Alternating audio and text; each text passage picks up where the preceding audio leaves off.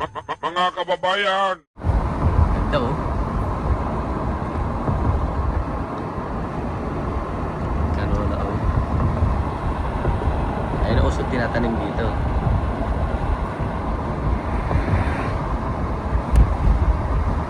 Apa oh.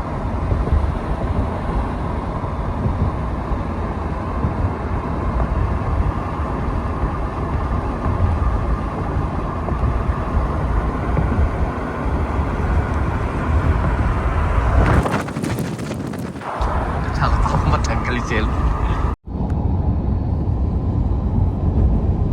Hindi pumasok, kaya binubuksan ko yung gate minsan. Pag pumunta ko niya.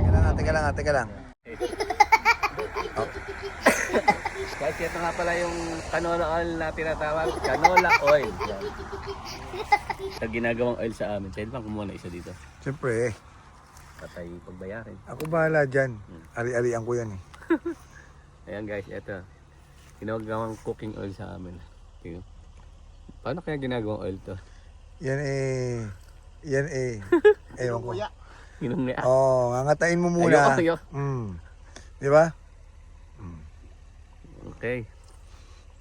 Pakita mo yung ari-arian natin. Yan. Yan yung, Yan yung nyo, hanggang sa yellow. Hanggang may makikitang kayong yellow, yan ang Farm lupain ni Don Jose. Oh, yan. Ayan ang farm nila. Mm. Ayan. Hanggang may nakikita kang yellow. Aha. Ayan guys, pinakita ko na sa inyo ang isa dito sa Canada. Produkto ng Canada. Yan. Kaya tinawag ditong oilers. Kasi Mm. produkto ng oil. Mm. Yan. Canola Edmonton, oil. Canada. Oilers. Edmonton, Alberta, Canada. Ayan. Ayan. Ganyan. Pala yun. Kung mangungutang kayo sa kumpare ko,